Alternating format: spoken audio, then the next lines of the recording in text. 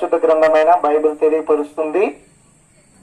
దేవుడు సెలవిస్తున్నాడు, దేవుడు లోకమును ఎంతో ప్రేమించెను కాగా ఆయన తన కుమారుని విశ్వాసముంచి వారిని రక్షించుటకు దేవుడు ఎల్లప్పుడూ సంసిద్ధుడై ఉన్నాడు. ప్రియులారా గమనించండి, నేను కూడా ఒకనొక సమయంలో ఒకనొక దినాల్లో యేసుక్రీస్తు వారిని ఎరుగని వ్యక్తిగా జీవించి తద్వారా ఎన్నో నష్టాలు చూశాను ప్రియులారా. కానీ ఎప్పుడైతే ప్రభువైన యేసుక్రీస్తుని నా హృదయంలో నేను అంగీకరించానో ఆ యొక్క అంగీకరించుట ద్వారా నా జీవితంలో శాంతి, సమాధానము, సంతోషము లభించాయి.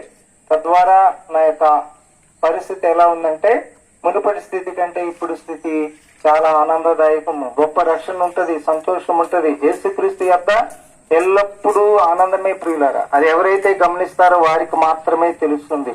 మన జీవితంలో అసమాధానం, మన జీవితంలో ఎందుకు నిరీక్ష లేని జీవితం అని వ్యసనపడి బాధపడుచున్న ఓ ప్రియ సహోదరి, సహోదరుడా, తమ్ముడు, చెల్లి, అక్క, అన్న గమనించండి. ఈ యొక్క సాయంకాల సమయంలో మీ కొరకనేమో ప్రభువైన యేసుక్రీస్తు పిలుస్తున్నాడు. ఆయన చేతులు చాచి మీ వద్దకు వచ్చి ప్రియమైన వారలారా మిమ్మల్ని అడుగుతున్నాడు. ఏమంటున్నాడంటే యేసు వైపు చూడమని పిలుస్తున్నాడు ప్రియులారా.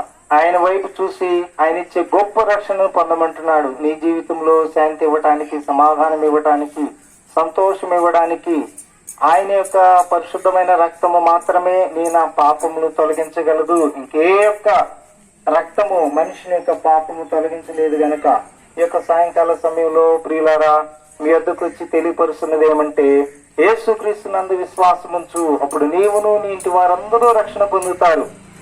ఎలా సాధ్యం అంటావేమో, నీవు అనేక విషయాలు ఇంకా తెలుసుకోవాలని ఆశపడితే మేము ఎక్కడి నుంచో రాలేదు ప్రియులారా, చాలా దగ్గరలోనే ఉన్నాం.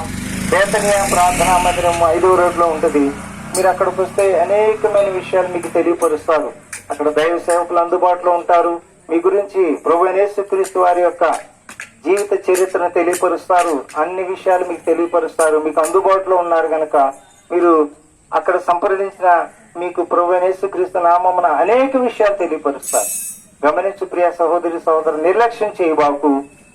సమయం ఉండగానే మరి నీ యొక్క దేహములో ప్రాణం ఉండగానే ప్రభువైన యేసుక్రీస్తు నందు విశ్వాసం ఉంచమని యేసుక్రీస్తు నామమున మీకు తెలియపరుస్తున్నాము.